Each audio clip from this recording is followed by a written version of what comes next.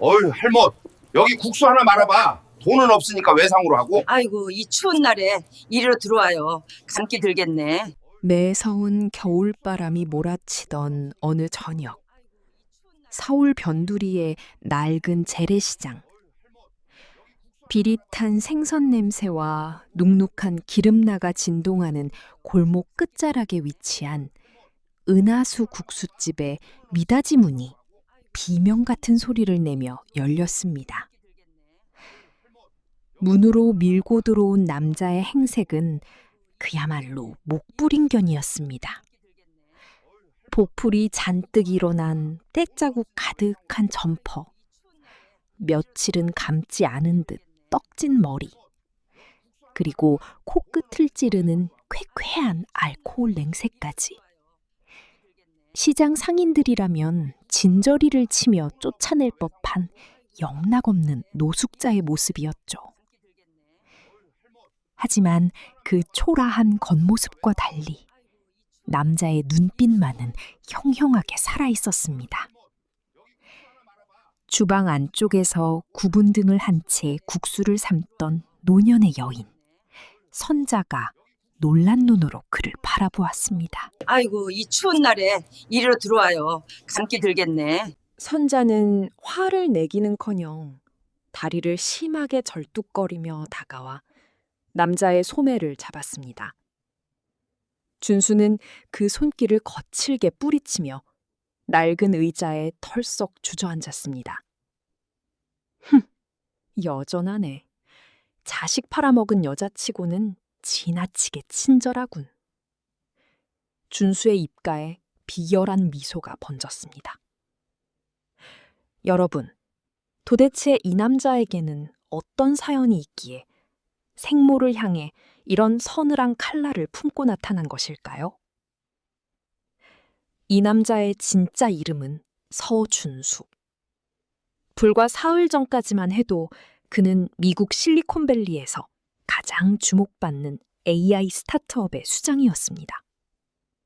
수조 원대의 자산을 굴리며 세계적인 경제 잡지의 표지를 장식하던 그가 왜 머나먼 한국의 낡은 시장 바닥에서 이런 거지 연극을 하고 있는 것일까요?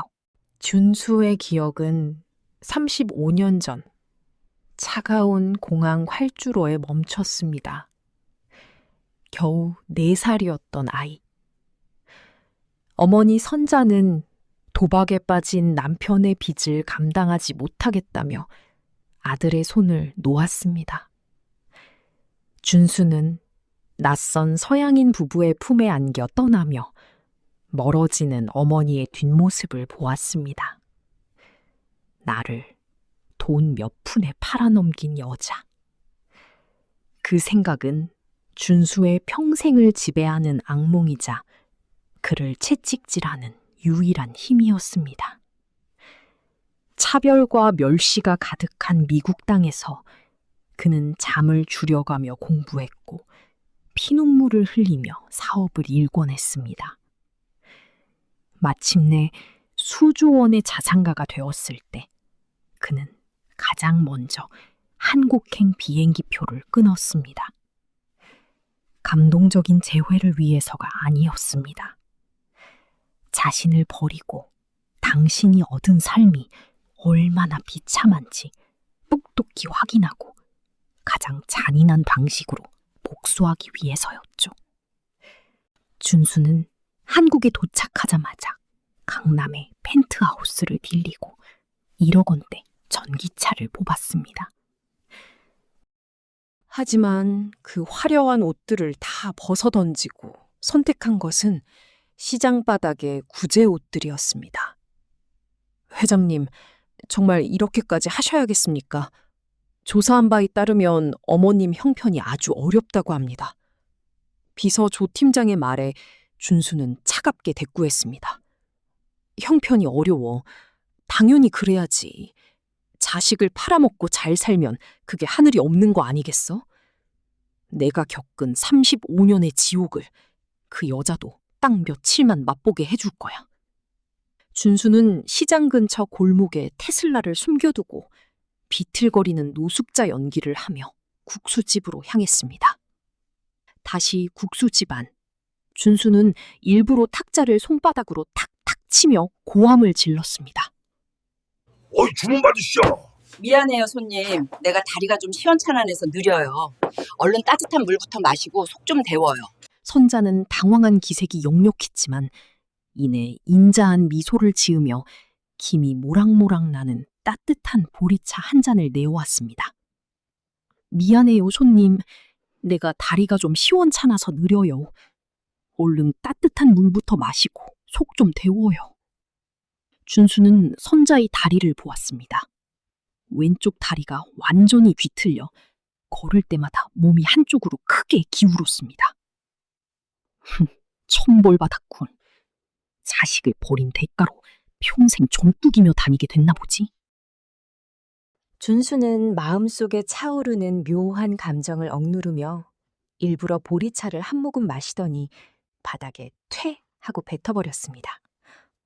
물맛이 왜 이래? 할멈, 사람 먹으라고 준 거야? 지켜보던 시장 상인들이 수군거리기 시작했습니다. 어머, 저 노숙자 뭐야? 산자 할머니가 얼마나 착한데 저런 행패를? 하지만 선자는 오히려 앞치마로 준수가 뱉은 물을 닦아내며 말했습니다. 아이고, 입에 안 맞았나 보네. 미안해요. 내가 얼른 맛있는 국수 말아줄게. 배 많이 고프지? 준수는 당황했습니다. 욕을 하거나 소금을 뿌리며 쫓아낼 줄 알았는데 선자의 눈에는 오직 굶주린 사람에 대한 안쓰러움 뿐이었습니다. 시청자 여러분, 여러분이라면 이런 상황에서 어떻게 하시겠습니까? 처음 보는 노숙자가 식당에 들어와 반말을 하고 물을 뱉는데도 저렇게 웃으며 국수를 말아줄 수 있을까요? 선자는 정말 성인 군자인 걸까요? 아니면 아들을 버린 죄책감 때문에 모든 세상을 향해 속죄하며 살고 있는 걸까요? 준수가 일부러 더 큰 소동을 피우려던 그때 가게 문이 다시 거칠게 열렸습니다. 이 할멈이 아직도 정신을 못 차렸네. 오늘까지 돈 안 갚으면 식당 뺀다고 했지.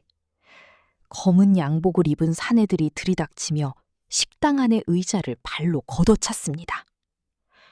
선자의 얼굴이 순식간에 하얗게 질렸습니다. 구석에 앉아있던 준수의 눈빛이 날카롭게 빛났습니다. 빚?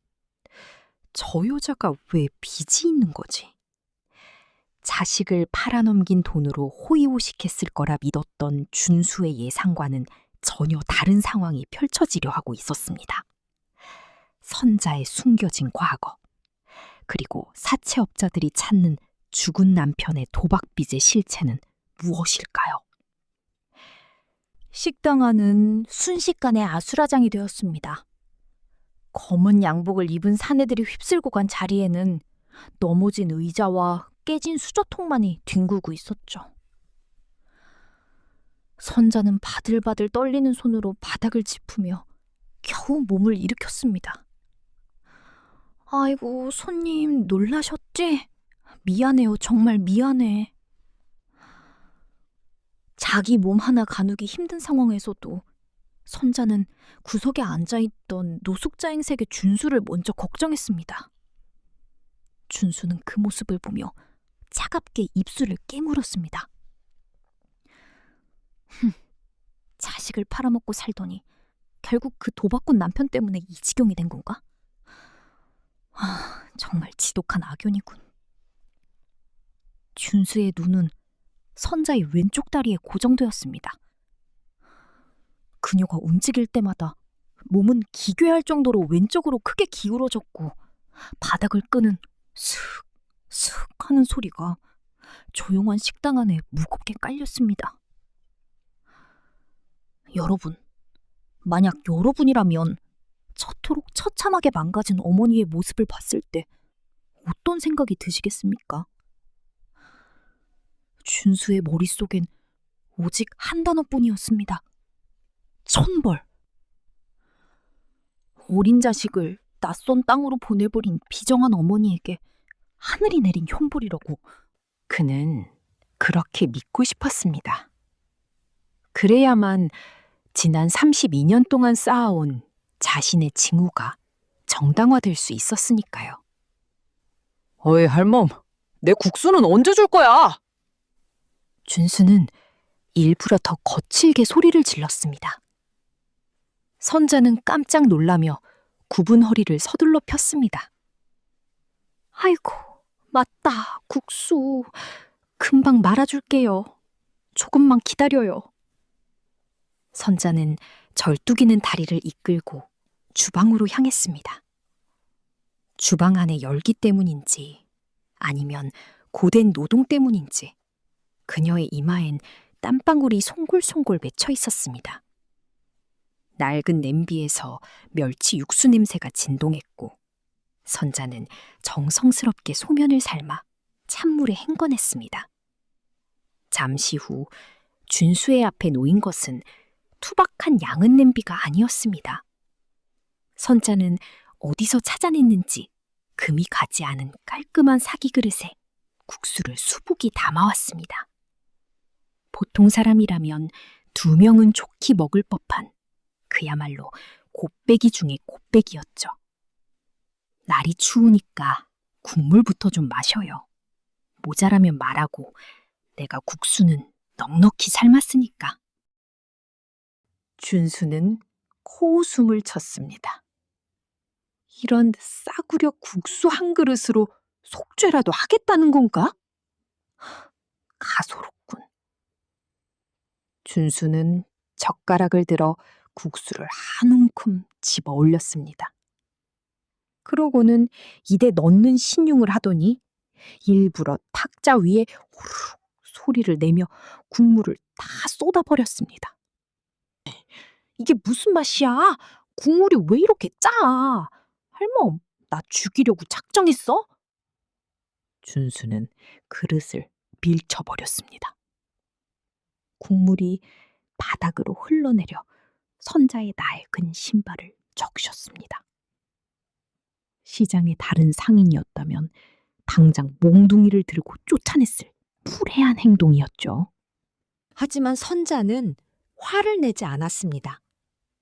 오히려 당황하며 자신의 앞치마를 풀어 준수의 옷에 묻은 국물을 닦아내기 시작했습니다. 아이고, 뜨겁지 않아요? 내가 간을 잘못 봤나 보네. 미안해요, 손님. 내가 얼른 다시 끓여줄게. 화 풀어요. 응? 준수는 멈칫했습니다. 자신의 옷을 닦아주는 선자의 손길은 거칠고 딱딱했습니다. 물에 불고 칼에 베인 흔적이 가득한 그 손. 하지만 그 손이 닿는 곳마다 이상하게 뜨거운 온기가 느껴졌습니다. 32년 전 공항에서 마지막으로 놓쳤던 그 손의 감촉이 환청처럼 되살아나는 것 같았죠. 준수는 그 손을 거칠게 뿌리쳤습니다. 됐어! 치워! 소름 끼치니까 손대지 말라고! 선자는 뿌리쳐진 손을 어색하게 모으며 고개를 숙였습니다. 미안해요. 내가 눈이 침침해서 실수를 많이 하네. 그래도 배는 채워야지. 잠깐만 기다려요. 선자는 다시 주방으로 들어가 소금기가 전혀 없는 맑은 육수를 새로 냈습니다. 춘수는 그 모습을 지켜보며 가슴 한구석이 일렁이는 것을 느꼈습니다. 실리콘밸리에서 단 한 번도 느껴보지 못한 기분 나쁘고 끈적한 죄책감 같은 것이었죠. 여러분, 보십시오.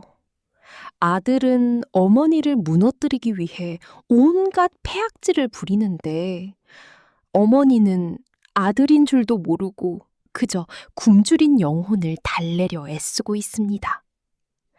이 기막힌 운명의 장난을 어떻게 설명해야 할까요? 여러분이라면 이 상황에서 준수에게 뭐라고 말해주고 싶습니까? 그만하면 됐다고 말리시겠습니까? 아니면 더 독하게 굴어서 진심을 확인하라고 하시겠습니까? 국수를 다시 말아온 선자는 준수가 다 먹을 때까지 옆에서 가만히 지켜보았습니다. 준수는 독이 오른 듯 국수를 꾸역꾸역 밀어 넣었습니다. 그런데 국물을 마실수록 목구멍이 뜨거워지는 것이 육수 때문만은 아니라는 것을 깨달았습니다. 그때 선자가 조용히 혼잣말처럼 중얼거렸습니다. 우리 아들도 어디선가 이렇게 밥은 잘 얻어먹고 다녀야 할 텐데 그 녀석 편식이 심해서 걱정이야. 준수의 젓가락이 멈췄습니다. 아들이 있나 보지요?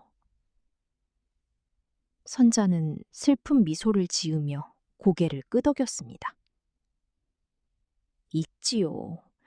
아주 똑똑하고 잘생긴 아들이. 지금은 아주 먼 곳에 가 있지만 언젠가는 이 국수 냄새 맡고 돌아올 거예요. 그래서 내가 이 다리로도 식당을 못 그만둬요. 선자는 습관적으로 자신의 왼쪽 무릎을 주무르고 있었습니다. 준수는 그 다리가 단순히 관절염 때문이 아니라는 느낌이 직감적으로 들었습니다. 35년 전 자신이 떠나던 날은 분명 멀쩡했던 달이었습니다. 준수는 그날 밤 조 팀장에게 비밀리에 연락했습니다. 조 팀장, 임 선자의 의료 기록과 과거 사고 이력을 샅샅이 뒤져봐. 특히 그 다리, 언제부터 그렇게 된 건지 확실히 알아내. 다음 날 아침, 준수의 휴대폰으로 서류 한 장이 도착했습니다. 서류를 읽어내려가던 준수의 손이 미세하게 떨리기 시작했습니다. 화재 사고? 그리고 아들을 구하기 위한? 서류 속에 적힌 충격적인 진실. 선자가 다리를 절게 된 것은 준수가 알고 있던 천벌이 아니었습니다. 그것은 준수가 전혀 상상하지 못했던 피눈물 나는 희생의 훈장이었습니다. 과연 선자의 다리에는 어떤 끔찍하고도 숭고한 비밀이 숨겨져 있는 걸까요? 준수가 믿어온 35년의 복수심이 송두리째 흔들리기 시작합니다. 폭풍전야 같았던 국수집에 다시 한번 거센 파도가 몰아칩니다. 여러분, 인과응보라는 말을 믿으십니까? 자식을 버린 비정한 어미라면 응당 화려한 보석으로 치장하고 호의호식하며 살아야 준수의 복수심이 완성될 텐데 은하수 국수집의 현실은 준수의 예상보다 훨씬 더 시궁창 같았습니다. 이튿날 점심, 시장 상인들이 활기차게 손님을 맞이하던 평화로운 시간. 국수집의 낡은 미닫이 문이 부서질 듯 열리며 다시 그들이 들이닥쳤습니다. 어제보다 더 험악한 인상의 사내들이 주머니에 손을 꽂은 채 식당 안으로 침입했죠. 할멈, 우리가 우스워? 어제 말했지. 오늘까지 이자 안 나오면 이 식당 명의 넘기기로. 앞장선 사내가 가래침을 뱉으며 선자의 앞치마를 잡아 끌었습니다. 선자는 절뚝이는 다리에 힘을 주며 겨우 버텼습니다. 조금만 더 기다려줘요. 이번 달만 지나면 회생졸처도 거의 끝나가고 내가 어떻게든. 회생? 웃기고 있네. 죽은 네 서방이 도박판에서 날려먹은 돈이 얼마인지 잊었어? 원금은커녕 이자 갚는 데만 평생 걸릴 텐데 무슨 수로. 구석에서 묵묵히 국수를 들이키던 준수의 손이 멈췄습니다. 도박비? 죽은 남편? 준수의 기억 속 아버지는 늘 술에 취해 있었고 어머니는 그런 아버지와 싸우느라 바빴던 모습뿐이었습니다. 하지만 어머니가 지금껏 그 빚을 홀로 짊어지고 살고 있다는 이야기는 처음 듣는 사실이었죠. 준수는 차가운 눈빛으로 상황을 주시했습니다. 연극이겠지. 내가 거짓골로 나타나니까 동정심을 유발하려고 짜고 치는 고도의 연극일 거야. 하지만 사채업자의 손에 들린 서류 뭉치와 선자의 손마디에 박힌 굳은 살은 연극이라기엔 지나치게 처절했습니다. 사채업자들은 급기야 선자의 주방 기물들을 바닥으로 내동댕이 치기 시작했습니다. 야, 다 때려 부숴! 이따위 구멍가게 아예 장사 못하게 만들어버려! 깨지는 그릇 소리가 식당 안을 가득 메웠고 선자는 비명을 지르며 그들의 다리에 매달렸습니다. 안 돼요. 제발 이것만은, 다른 건 다 가져가도 이 식당만큼은 안 됩니다. 사채업자가 비웃으며 선자의 머리채를 잡으려던 찰나 선자의 입에서 준수의 가슴을 후벼 파는 절규가 터져나왔습니다. 이 식당은 우리 아들이 돌아오면 제일 먼저 찾아올 곳이란 말입니다. 32년 전 그 아이를 보냈을 때 약속했어요. 여기서 꼭 기다리겠다고. 식당이 없어지면 우리 아들이 엄마를 어떻게 찾아오겠어? 준수는 순간 숨이 멎는 것 같았습니다. 35년. 자신이 미국으로 떠난 뒤 흘러간 정확한 시간. 준수는 어머니가 자신을 돈에 팔아넘기고 그 돈으로 남편과 행복하게 살 줄로만 알았습니다. 그런데 그녀는 아들이 돌아올 단 하나의 이정표를 지키기 위해 평생을 사채업자들에게 짓밟히며 살고 있었던 겁니다. 사채업자들은 기가 찬다는 듯 선자를 밀쳐냈습니다. 미친 할망구, 30년 전에 팔아치운 자식이 무슨 수로 여길 찾아와? 꿈 깨고 당장 인감도장 찍어. 여러분, 이 기막힌 상황을 보십시오. 남편은 도박으로 가정을 파탄냈고 아내는 그 죄를 대신 갚으며 평생을 기다림이라는 감옥에 스스로를 가두었습니다. 여러분은 선자의 이런 미련한 집착을 어떻게 보십니까? 자식을 위해 인생을 다 바친 sul고한 모성애일까요? 아니면 떠나간 자식에 대한 뒤늦은 속죄일까요? 저 사채업자들의 파림치한 행동을 보고 있자니 가슴이 답답해지지 않으십니까? 저런 놈들은 당장 천벌을 받아야 한다는 생각이 절로 들지 않나요? 사채업자들이 선자를 밖으로 끌어내려 하자 구석에 있던 준수가 천천히 몸을 일으켰습니다. 그의 주먹은 하얗게 질릴 정도로 꽉 쥐어져 있었죠. 야, 너희들 적당히 해. 낮게 깔린 준수의 목소리에 사채업자들이 멈칫했습니다. 뭐야, 저 거지는 죽고 싶어? 준수는 대답 대신 품 안에서 낡은 스마트폰을 꺼냈습니다. 조 팀장, 지금 당장 은하수 국수집으로 법무팀 보내. 여기 있는 놈들 불법 추심이랑 업무방해로 싹 다 묶어버려. 그리고 이 식당 명의로 된 채무관계 오늘 안에 우리 회사에서 대신 갚는다. 선자는 눈물이 범벅이 된 얼굴로 고개를 들어 준수를 바라보았습니다. 손님, 그게 무슨... 준수는 대답하지 않았습니다. 아직은 자신의 정체를 밝힐 때가 아니었으니까요. 그는 쓰러진 선자를 일으켜 세우지도 않은 채 차갑게 몸을 돌려 식당을 나갔습니다. 하지만 그의 가슴 속엔 수천 개의 바늘이 꽂힌 듯한 통증이 밀려왔습니다. 나를 살리려고 보냈다고? 35년 동안 나를 기다렸다고? 거짓말이야. 그럴 리 없어. 준수는 조 팀장에게 다시 전화를 걸었습니다. 조 팀장, 35년 전 입양 기록 말고 당시 아버지가 벌인 도박 사건과 어머니가 진행한 회생 절차 서류 하나도 빠짐없이 다 찾아내. 지금 당장. 준수가 차를 세워둔 어두운 골목으로 향하던 그때 뒤에서 누군가 그의 소매를 붙잡았습니다.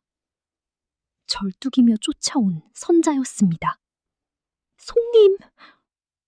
과연 선자는 이 노숙자의 정체를 눈치챈 것일까요? 준수는 자신을 짓누르는 이 가혹한 진실 앞에서 어떤 선택을 하게 될까요? 시청자 여러분, 사람의 기억이란 때로 얼마나 이기적이고 불완전한 것입니까? 우리는 보고 싶은 것만 보고 믿고 싶은 것만 믿으며 스스로를 피해자로 만들곤 하죠. 준수는 시장 골목 귀퉁이에 세워진 자신의 차 안에서 조 팀장이 가져온 누런 서류 봉투를 마주하고 앉았습니다. 창밖으로는 추적추적 가을 비가 내리기 시작했고 와이퍼가 빗물을 닦아내는 소리만이 준수의 거친 숨소리와 뒤섞였습니다. 회장님, 35년 전의 기록입니다.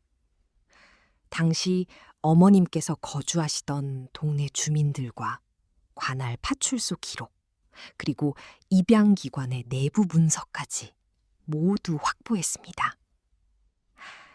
조 팀장의 목소리는 평소보다 낮고 무거웠습니다. 준수는 떨리는 손으로 서류를 꺼냈습니다. 그 안에는 빛바랜 흑백 사진 몇 장과 빽빽하게 적힌 공문서들이 가득했죠. 준수가 목격한 기록은 처참했습니다. 준수의 생부는 단순한 술꾼이 아니었습니다. 그는 동네에서 유명한 상습 도박꾼이었고 준수가 태어나기도 전부터 집안의 가산을 모두 탕지대온 파렴치한 인간이었습니다. 당시 아버지는 사채꾼들에게 큰 빚을 졌고 그들은 어린 준수를 담보로 잡겠다고 매일같이 집으로 들이닥쳤습니다. 애를 팔아서라도 빚을 갚아라. 아니면 우리가 데려가서 섬에 팔아버리겠다는 협박이 매일같이 이어졌던 겁니다. 기록에 따르면 선자는 아버지가 도박판에서 준수를 팔아넘기려 한다는 사실을 알게 되었습니다. 당시 선자가 할 수 있는 일은 아무것도 없었습니다. 공권력은 멀었고 사채꾼들의 칼날은 너무나도 가까웠죠. 그때 선자가 선택한 것이 바로 입양이었습니다. 아버지가 준수를 가로채기 전에 사채꾼들의 손길이 닿지 않는 아주 먼 곳으로 아이를 보내 숨기는 것만이 아들을 살릴 수 있는 유일한 길이라고 믿었던 겁니다. 준수는 입양 서류의 비고란에 적힌 담당자의 메모를 읽었습니다. 친모는 아이를 보내는 내내 식음을 전폐하고 오열하였음. 아이의 몸에 자신의 연락처를 문신이라도 새겨놓으려다 담당자에게 제지당함. 아이가 가장 부유하고 안전한 집으로 가기만을 간절히 기도함. 하지만 준수를 더 무너지게 만든 것은 그 이후의 기록들이었습니다.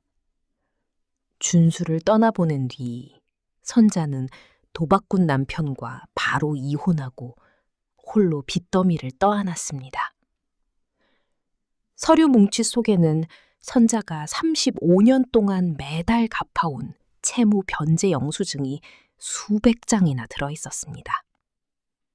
10만 원, 20만 원, 공사장 잡부, 시장 청소부, 식당 파출부를 전전하며 그녀는 피눈물을 모아 남편의 죄를 대신 갚아왔던 겁니다. 여러분 보십시오. 자식을 팔아넘긴 돈으로 호의호식할 줄 알았던 어머니가 사실은 아들의 인생을 지켜주기 위해 자신의 인생을 통째로 빚의 구덩이에 던져 넣었습니다.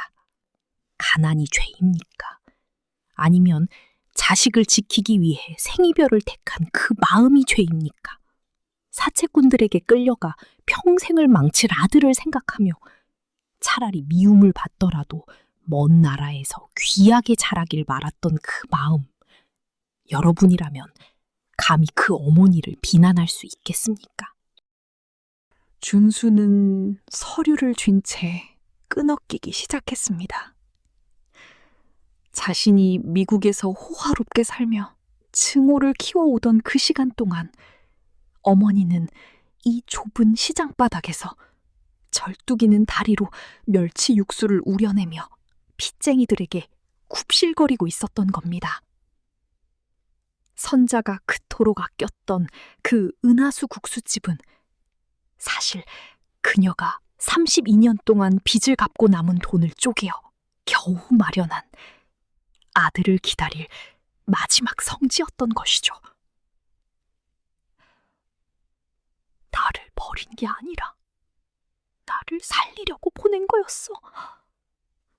나 때문에, 그 다리도 나 때문에. 준수는 과거 조 팀장에게 들었던 선자의 사고 기록을 다시 확인했습니다. 빚을 갚기 위해 건설 현장에서 밤샘 작업을 하던 중 무너지는 자재 더미에서 옆 사람을 구하려다 다리가 으스러졌다는 기록. 수술할 돈조차 아들의 실종 아동 광고를 내는데 써버려 평생 장애를 갖게 되었다는 그 가혹한 진실 말입니다. 준수는 당장 차문을 열고 식당으로 뛰쳐나가려 했습니다. 어머니를 안고 내가 잘못했다고, 그동안 오해해서 미안하다고 울며 빌고 싶었습니다. 하지만 그 순간 준수의 무전기에서 요란한 소리가 들려왔습니다. 식당 주변을 감시하던 보안 요원의 다급한 목소리였습니다. 회장님, 국수집에 문제가 생겼습니다. 사채업자들이 다시 들이닥쳐 할머님을 강제로 차에 태우려고 합니다. 준수의 눈빛이 순식간에 살기등등하게 변했습니다. 뭐라고? 감히 누구 몸에 손을 대? 준수는 차를 몰아 시장 골목으로 돌진하기 시작했습니다. 과연 준수는 위기에 처한 어머니를 구해낼 수 있을까요? 여러분, 이야기의 전반부가 이렇게 마무리되었습니다.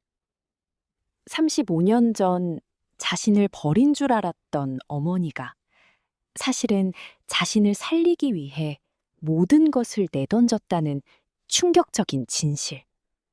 그리고 이제야 어머니를 구하러 달려가는 준수의 절박한 모습까지. 가슴이 먹먹하지 않으신가요? 자, 이제 곧 이어질 5부부터는 어머니의 낡은 국수집을 무너뜨리려는 사채업자들의 마지막 발악과 이를 막기 위해 준수가 벌이는 통쾌하고도 화려한 반격이 시작됩니다. 과연 준수는 무사히 어머니를 구해내고 32년의 한을 풀어드릴 수 있을까요? 이야기가 흥미진진하셨다면 지금 바로 하단에 구독과 좋아요를 꾹 눌러주세요. 여러분의 응원은 저희가 이런 감동적인 이야기를 제작하는데 정말 큰 힘이 됩니다. 지금 어느 지역에서 이 영상을 보고 계신가요? 서울 영등포에서 선자 할머니 응원합니다. 미국 LA에서 울고 있어요. 같은 댓글을 남겨주시면 여러분의 가정에 건강과 황금빛 행운이 가득하시길 제가 진심으로 기도하겠습니다. 여러분의 댓글 하나하나가 저에게는 큰 감동입니다. 자, 진실의 파편이 준수의 가슴을 갈기갈기 찢어놓은 밤, 비극은 새로운 국면으로 접어듭니다. 차가운 창고방 바닥에서 마주하게 된 어머니의 35년 세월은 어떤 무게였을까요? 시청자 여러분, 때로는 몸이 마음보다 먼저 무너질 때가 있습니다. 평생을 버림받은 아이라는 갑옷을 입고 스스로를 무장해왔던 준수에게 어머니의 희생이라는 진실은 그 어떤 독설보다 치명적인 무기였습니다. 비가 억수같이 쏟아지던 그날 밤, 준수는 차마 어머니의 얼굴을 마주할 용기가 나지 않아 가게 앞 어두운 골목을 서성이고 있었습니다. 35년간 갈아온 복수의 칼날이 사실은 자신을 살린 어머니의 심장을 겨누고 있었다는 사실에 준수의 정신은 아득해졌고 온몸엔 불덩이 같은 열이 오르기 시작했습니다. 가쁜 숨을 내몰아 쉬던 준수는 결국 국수집 유리문 앞에 쓰러지고 말았습니다. 차가운 빗물이 온몸을 적시고 정신이 가물가물해지는 순간 들려온 것은 규칙적인 슥슥 소리였습니다. 아이고 삼촌, 정신 좀 차려봐요. 선자는 절뚝이는 다리로 준수를 부축해 가게 안으로 끌어들였습니다. 불덩이 같은 그의 이마를 짚으며 선자는 자신의 낡은 방으로 그를 들이려 했지만 준수는 희미한 정신 속에서도 고개를 저었습니다. 어머니의 그 좁고 초라한 잠자리를 뺏고 싶지 않은 마지막 자존심이자 미안함이었죠. 결국 선자는 주방 옆 멸치 박스와 건어물 상자가 가득 쌓인 작은 창고방에 이불을 깔았습니다. 준수는 며칠간 그곳에서 치독한 몸살을 앓았습니다. 선자는 장사도 미뤄둔 채 밤새 물수건을 갈아주고 정성껏 끓인 미음을 입에 넣어주었습니다. 갈 곳이 없습니다. 그냥 며칠만 여기서 죽은 듯이 있게 해주십시오. 준수의 거짓말에 선자는 가슴을 치며 대답했습니다. 아이고, 멀쩡하게 생긴 양반이 어쩌다. 괜찮아요. 나갈 때까지 여기 있어요. 사람 사는 게 다 그렇지 뭐. 열이 내리고 기운을 차린 준수는 그 창고방 문틈으로 숨죽여 관찰하기 시작했습니다. 새벽 4시. 세상이 고요에 잠긴 시간. 준수는 슥슥 하는 소리에 잠에서 깼습니다. 선자는 이미 일어나 무릎을 굽히지도 못하는 다리로 시장 골목을 쓸고 있었습니다. 누가 시킨 것도 아닌데 그녀는 아들이 돌아올 길이 조금이라도 깨끗해야 한다며 매일 새벽 시장 전체를 청소하고 있었습니다. 장사가 시작되면 선자는 12시간 넘게 주방에 서 있었습니다. 통증이 심해질 때마다 남들 몰래 왼쪽 허벅지를 주먹으로 쾅쾅 내리치면서도 손님이 오면 언제 아팠냐는 듯 밝게 웃었습니다. 준수는 창고방 구석에서 낡은 종이 상자 하나를 발견했습니다. 그 안에는 선자가 32년 동안 모아온 영수증 뭉치가 가득했죠. 이게 다 뭐야? 영수증의 내용은 준수의 숨을 멎게 했습니다. 국수 한 그릇 팔아 남는 푼돈을 쪼개어 매달 거르지 않고 실종아동 찾기 단체에 기부해온 영수증들이었습니다.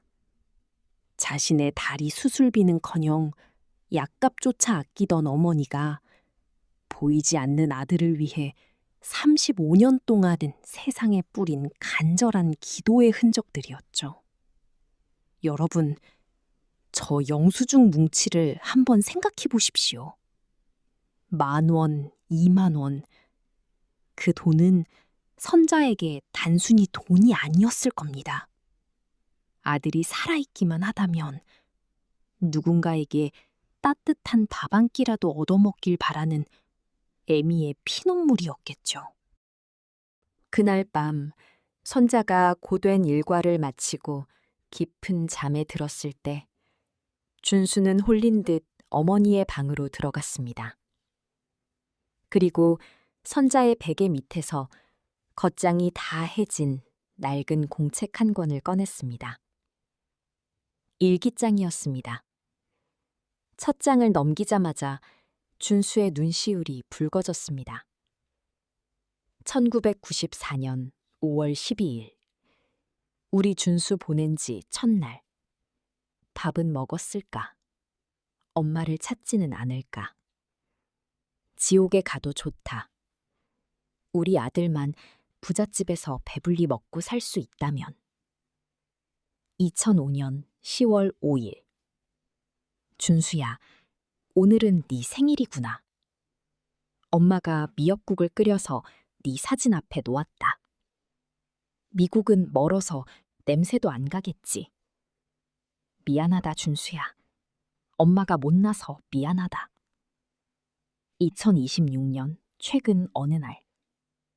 이제 다리가 말을 안 듣는다. 그래도 가게 문은 열어야지. 준수가 와서 엄마 하고 부를 때 내가 여기 없으면 안 되니까. 준수는 창고방 바닥에 머리를 박고 소리 없이 울부짖었습니다. 35년 동안 자신은 증오라는 독을 품고 성공가도를 달렸는데 어머니는 그 긴 세월 동안 매일매일 자신을 용서해달라며 빌고 있었습니다. 복수를 하겠다고 찾아온 자신이 얼마나 가증스럽고 추악한지 준수는 자기 자신을 갈갈이 찢어버리고 싶었습니다. 울음소리를 죽이려 이불을 입에 물고 있던 준수에게 밖에서 수상한 기척이 들려왔습니다. 사채업자들의 목소리였습니다. 오늘 밤에 끝내버려. 할망구 잠들었을 때 도장 찍게 하고 식당 집기 싹 다 내다 버려. 준수의 눈빛이 순식간에 차갑게 변했습니다. 이제 눈물은 닦아야 했습니다. 자신을 살리기 위해 인생을 바친 어머니를 위해 이제는 아들이 방패가 되어야 할 시간이었죠. 준수는 창고방 구석에 데웠던 자신의 최신형 노트북을 열었습니다.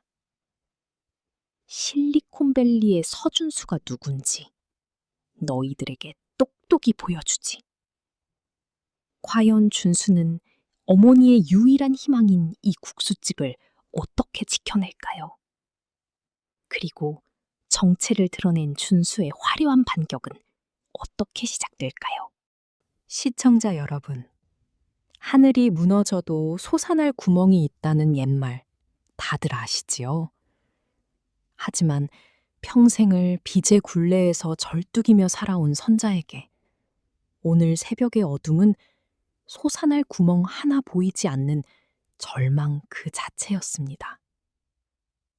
동이 트기도 전인 새벽 5시. 시장 상인들이 단잠에 빠져 있을 시간. 고요를 깨트린 것은 거친 엔진 소리와 쇠붙이가 부딪히는 소름 끼치는 소음이었습니다. 은하수 국수집 앞에는 거대한 포크레인 한 대와 검은 양복을 입은 용역 무리가 가로막고 서 있었죠. 야, 당장 다 끄집어내. 오늘 안에 이 식당 흔적도 없이 밀어버려! 어제 그 사채업자였습니다. 그는 이미 이 시장 일대의 재개발 권한을 불법으로 가로챈 뒤 마지막까지 버티던 선자의 국수집을 힘으로 짓눌러 버리려 작정한 것이었습니다. 잠결에 뛰쳐나온 선자는 우당탕 소리를 내며 바닥에 주저앉았습니다. 절뚝이는 다리로 용역들의 바짓가랑이를 붙잡으며 그녀는 울부짖었습니다. 안 돼요. 제발. 우리 아들이 여기로 온단 말이에요. 이 가게 부수면 우리 아들 길 잃어서 어떡해. 제발 살려주세요. 하지만 피도 눈물도 없는 사채업자는 선자의 어깨를 거칠게 밀쳐버렸습니다. 이 미친 할망구가 진짜. 야, 씹어버려. 선자의 힘없는 몸이 차가운 아스팔트 바닥으로 내팽개쳐졌습니다. 무릎에서 피가 배어나오고 흙먼지가 그녀의 하얀 머리칼을 뒤덮었습니다. 여러분, 저 비정한 광경을 보십시오. 자식을 기다리며 평생을 바친 노모를 저토록 무참히 짓밟는 자들에게 과연 인간의 마음이 있다고 할 수 있겠습니까? 저런 놈들은 당장 지옥불에 떨어져야 한다는 말이 입 밖으로 튀어나오지 않으십니까? 포크레인이 국수집의 낡은 간판을 내리찍으려던 바로 그 찰나였습니다. 주방 옆 비좁고 어두운 창고방의 문이 쾅 하고 열렸습니다. 그곳에서 걸어 나온 것은 며칠간 몸살로 앓아누워 있던 그 초라한 노숙자가 아니었습니다. 준수는 낡은 점퍼를 벗어던지고 미국에서 입고 왔던 고가의 옷차림으로 당당히 걸어 나왔습니다. 빗물에 젖고 흙이 묻었어도 그의 몸에서 뿜어져 나오는 위엄은 시장 전체를 압도하고도 남음이 있었습니다. 손대지 마. 준수의 목소리는 낮았지만 시장 골목 전체에 쩡쩡 울릴 만큼 힘이 있었습니다. 사채업자가 코웃음을 치며 다가왔습니다. 뭐야, 저 거지 새끼는? 죽고 싶어서 환장했냐? 준수는 대답 대신 품 안에서 전화를 꺼내 단축번호를 눌렀습니다. 조 팀장, 지금이야. 들어와. 준수의 말이 떨어지기 무섭게 저 멀리 시장 입구에서부터 눈부신 헤드라이트 불빛이 쏟아져 들어오기 시작했습니다. 한 대, 두 대, 아니 수십 대였습니다. 최고급 검은색 세단들이 줄을 지어 좁은 시장 골목을 메우기 시작했죠.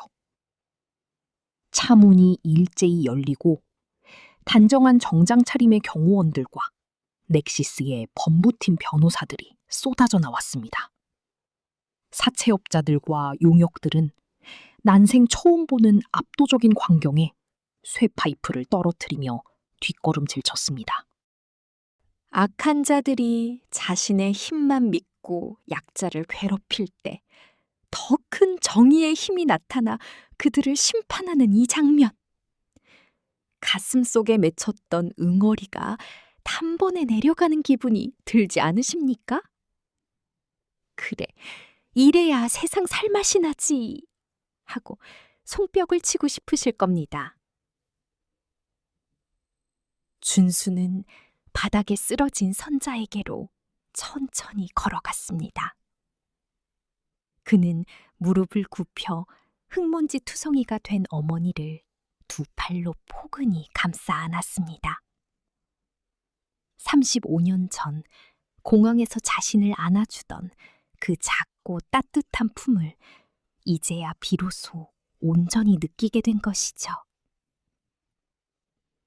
어머니, 저예요. 엄마가 미국으로 보냈던 그 못난 아들, 준수가 왔어요. 선자는 멍한 눈으로 아들을 바라보았습니다. 준수? 네가 정말 내 아들 준수라고? 준수는 눈물을 삼키며 미소 지었습니다. 네, 엄마. 실리콘밸리에서 엄마가 보낸 그 아이가 이렇게 성공해서 돌아왔어요. 저 사기꾼 놈들한테 이 국수집 절대 안 뺏겨요. 제가 엄마 인생, 엄마 가게 다 지켜드릴게요.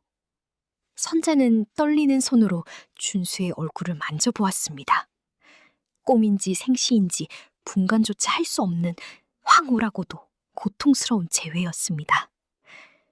하지만 감동도 잠시 준수의 품에 안겨있던 선자의 몸이 갑자기 힘없이 늘어지기 시작했습니다. 어머니! 어머니! 정신 차리세요! 35년간 팽팽하게 당겨져 있던 긴장의 끈이 한꺼번에 풀려버린 것일까요? 선자의 입술은 파랗게 질렸고 준수의 외침에도 대답이 없었습니다. 조 팀장, 당장 국내 최고의 의료진 진비해 헬기 띄워!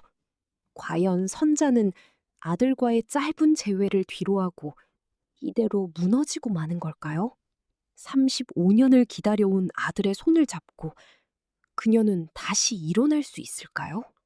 준수는 하얀 시트 위에 놓인 어머니 선자의 거친 손을 두 손으로 꼭 감싸 쥐었습니다. 그 손엔 35년 세월의 풍파가 고스란히 새겨져 있었죠. 물에 불고 칼에 베이며 오직 아들이 돌아올 길을 닦느라 굳은 살이 박힌 그 손이 오늘따라 왜 이리도 작고 가련해 보이는지 준수의 가슴엔 다시 한번 대못이 박힙니다. 얼마나 시간이 흘렀을까요? 산자가 무거운 눈꺼풀을 천천히 들어 올렸습니다. 환한 병실 조명이 낯선 듯 눈을 찌푸리던 그녀의 시선에 눈물범벅이 된 아들의 얼굴이 들어왔습니다. 어머니, 저예요. 엄마가 버린 게 아니라 엄마를 오해하고 복수하겠다고 찾아온 못난 아들 준수예요. 준수의 목소리는 떨리고 있었습니다. 선자는 마른 입술을 달싹이며 아들의 머리카락을 힘겹게 쓰다듬었습니다. 준수야, 내 강아지. 엄마를 원망했지? 그래, 원망하는 게 당연하다. 엄마가 못나서 그 도박쟁이 애비한테서 너를 지킬 힘이 없어서 너를 그 먼 나라로 보내고 엄마는 매일 밤 내 가슴을 쥐어뜯었다. 선자의 눈에서 투명한 눈물이 흘러내려 베개를 적셨습니다. 그녀는 35년 전 입양기관으로 향하던 그 지옥 같았던 길을 회상하며 떨리는 목소리로 말을 이어갔습니다. 그놈들이 너를 팔아넘기겠다고 협박하는데 내 다리가 부서져도 좋으니 너만은 사람답게 살 수 있는 곳으로 보내달라고 빌고 또 빌었어. 너를 보내고 받은 건 돈 몇 푼이 아니라 평생 너를 그리워하며 살아야 할 내 심장의 조각들이었다. 준수는 어머니의 품에 얼굴을 묻고 아이처럼 엉엉거렸습니다. 실리콘밸리에서 수천 명의 직원을 호령하고 수조 원의 계약을 성사시켰던 그 당당함은 온데간데 없었습니다. 자신이 가졌던 그 화려한 자산들이 사실은 어머니의 피눈물 위에 세워진 사삼 누각이었음을 깨달은 것이죠. 엄마, 미안해요. 나는 엄마가 나를 팔아넘긴 줄로만 알았어요. 그래서 거짓골로 나타나 엄마를 괴롭히고 엄마가 아파하는 걸 보며 고소해했어요. 내가 사람이 아니에요, 엄마. 이 불효자를 제발 용서하지 마세요. 시청자 여러분, 저 아들의 참회를 보십시오. 부모의 마음을 모른 채 평생 원망의 칼날을 갈아온 자식이 비로소 부모의 희생을 깨달았을 때 느끼는 그 회한의 무게를 우리가 어찌 다 알겠습니까? 이제라도 알아서 다행이다 싶으면서도 한편으로는 그동안 고생하신 어머니의 세월은 누가 보상해 주나 하는 안타까움에 가슴이 미어지지 않으십니까? 여러분이라면 저 상황에서 아들을 말없이 안아주실 수 있겠습니까? 준수는 이제 눈물을 닦고 일어섰습니다. 그는 자신의 모든 역량을 어머니를 살리는 데 쏟아붓기 시작했습니다. 조 팀장, 미국의 정형외과 제일 잘 나가는 의사에게 연락해. 전용기 띄울 테니까 당장 한국으로 오라고 해. 어머니 다리 35년 전 그날로 되돌려 놓을 거야. 비용은 상관없어. 내 전 재산을 다 써서라도 엄마 똑바로 걷게 해드릴 거야. 준수는 단순히 돈만 쓰는 것이 아니었습니다. 그는 병실 한쪽에 보조 침대를 갖다 놓고 지극정성으로 간호했습니다. 35년간 어머니가 자신을 위해 끓였던 국수 대신 준수는 어머니의 기력을 회복시킬 보양식을 준비했고 매일 아침 따뜻한 물을 받아 어머니의 굽은 발을 직접 씻겨드렸습니다. 엄마, 그동안 이 다리로 나를 기다리느라 얼마나 아팠어요. 이제는 내가 엄마의 다리가 되어드릴게요. 내가 엄마 업고 샌프란시스코의 금문교도 보여드리고 엄마가 가고 싶었던 곳 어디든 다 모시고 갈게요. 미국에서 온 의료진이 선자의 다리 상태를 확인했습니다. 35년간 방치되어 뼈가 어긋나고 근육이 굳어버린 상태라 수술은 매우 위험하고 어려웠습니다. 성공 확률은 반반. 준수는 수술실 앞에서 다시 한번 신에게 기도했습니다. 제발 제 인생을 다 가져가셔도 좋으니 우리 엄마 다리만은 고쳐주십시오. 제가 효도할 기회를 한 번만 더 주십시오. 수술이 시작되고 10시간이 흘렀습니다. 수술실에 빨간불이 꺼지고 지친 기색의 의사가 밖으로 나왔습니다. 준수는 숨이 멎을 듯한 긴장감 속에 의사의 입술만을 바라보았습니다. 수술은 잘 끝났습니다만 어머님께서 다시 걸으시려면 본인의 의지가 아주 중요합니다. 그리고 어머님께 전해진 충격이 커서인지 예상치 못한 합병증의 징후가 보입니다. 의사의 표정이 어두워졌습니다. 겨우 찾은 어머니인데 다시 행복을 꿈꾸려는 찰나에 또 다른 시련이 찾아오는 것일까요? 준수의 눈에 다시 불안의 그림자가 드리워집니다. 시청자 여러분, 긴 터널을 지나면 반드시 빛이 나온다는 말. 오늘 이 가족을 보며 다시 한번 실감하게 됩니다. 기적은 멀리 있지 않았습니다. 10시간의 대수술과 지옥 같은 재활훈련을 견뎌낸 선자가 마침내 병원 복도에 섰습니다. 슥슥 바닥을 끌던 소름 돋는 소리는 이제 사라졌습니다. 대신 탁탁 힘차게 바닥을 딛는 규칙적인 발소리가 복도를 가득 메웠죠. 준수는 그 발소리를 들으며 아이처럼 환하게 웃었습니다. 35년 만에 처음으로 어머니와 보조를 맞춰 걷는 길. 준수는 어머니의 손을 꼭 잡은 채 그녀가 한 걸음 한 걸음 내디딜 때마다 자신의 심장도 함께 뛰는 것을 느꼈습니다. 준수는 퇴원하는 어머니를 위해 서울 근교에 정원이 넓은 예쁜 단독주택을 마련했습니다. 흙을 밟고 싶어 하던 어머니를 위해 사계절 꽃이 피는 정원을 가꿨고 거동이 편하도록 집안 곳곳에 아들의 세심한 배려를 담았죠. 하지만 준수에게는 한 가지 걱정이 더 있었습니다. 바로 미국에서 함께 온 아내 혜진과 어머니의 관계였죠. 처음 어머니를 집으로 모셔왔을 때 세련된 실리콘밸리의 커리어 우먼이었던 혜진은 시장통에서 온 시어머니를 낯설어했습니다. 하지만 준수로부터 어머니가 35년 동안 짊어지고 온 삶의 무게와 입양의 진실을 전해 들은 날 혜진은 밤을 새워 울었습니다. 어머니, 죄송해요. 제가 아무것도 모르고 정말 존경합니다. 혜진은 이제 시어머니의 가장 든든한 조력자가 되었습니다. 그녀는 서툰 솜씨로 어머니의 거친 손에 영양크림을 발라주고 주말이면 어머니를 모시고 요리교실에 다녔습니다. 여러분, 저 고부간의 다정한 모습을 좀 보십시오. 시어머니의 희생을 진심으로 존경하고 그 상처를 어루만져주는 며느리. 요즘 세상에 참 보기 드문 광경 아닙니까? 저런 며느리 하나 있으면 평생 한이 없겠다는 생각이 절로 드시지요? 사실 고부관계라는 게 별거 있겠습니까? 서로의 아픔을 알아주고 따뜻한 말 한마디 건네는 곳에서부터 진정한 식구가 되는 것 아닐까요? 여러분의 생각은 어떠십니까? 어느덧 선자의 다리도 마음의 상처도 아물어갈 무렵 준수는 특별한 여행을 제안했습니다. 35년 전 아들을 보낼 수밖에 없었던 비극의 장소이자 준수가 성공을 일궈낸 땅, 미국 실리콘밸리로의 여행이었죠. 샌프란시스코의 금문교가 보이는 언덕 위, 눈부신 캘리포니아의 햇살이 선자의 하얀 머리칼 위로 쏟아졌습니다.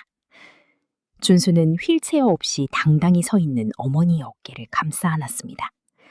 엄마, 여기가 제가 공부하고 일하던 곳이에요. 엄마가 나를 이곳으로 보내며 얼마나 울었을지 생각하면 가슴이 아프지만 이제는 엄마 덕분에 제가 이만큼 행복해졌다고 말씀드리고 싶어요. 선자는 아득한 수평선을 바라보며 깊은 숨을 내쉬었습니다. 35년간 가슴속에 뭉쳐있던 해묵은 응어리가 시원한 바닷바람에 흩어져 날아가는 것 같았습니다. 준수야, 고맙다. 살아있어줘서 고맙고 이렇게 훌륭하게 커줘서 정말 고맙다. 이제야 내 마음속에 내리던 비가 그치는구나. 선자의 눈에 맺힌 눈물은 더 이상 슬픔이 아니었습니다. 그것은 지독했던 과거와의 작별이자 앞으로 다가올 눈부신 미래에 대한 환희였습니다. 한국으로 돌아온 이들은 이제 은하수 국수집의 이름을 딴 사회공헌재단을 세웠습니다. 제2의 선자처럼 홀로 아이를 키우며 빚에 허덕이는 어머니들을 돕고 준수처럼 부모와 헤어진 아이들이 건강하게 자립할 수 있도록 돕는 일에 전 재산을 쏟기로 했죠. 정원이 있는 집 마당에서 온 가족이 모여 국수를 삶습니다. 며느리 희진이 시어머니의 손을 잡고 국물을 맛보고 준수는 마당 한쪽에서 아이들과 뛰어놉니다. 시청자 여러분, 오늘 이야기 어떠셨습니까? 35년의 증오를 사랑으로 녹여낸 이 기적 같은 이야기가 여러분의 가슴에도 작은 온기가 되었기를 바랍니다. 부모님의 희생은 바다와 같아서 그 깊이를 다 헤아릴 수 없다고 하죠. 오늘 밤 멀리 계신 부모님께 혹은 이미 하늘나라에 계신 부모님께 사랑합니다, 감사합니다 라는 마음을 전해보시는 건 어떨까요? 지금까지 긴 사연 들어주셔서 감사합니다. 여러분의 가정에도 선자의 국수처럼 따뜻하고 구수한 행복이 가득하시게 진심으로 기원합니다. 구독과 좋아요는 우리 어머니들의 소중한 이야기를 지켜나가는 큰 힘이 됩니다. 다음에도 더 가슴 벅찬 감동으로 찾아뵙겠습니다. 시청해주신 여러분, 고맙습니다.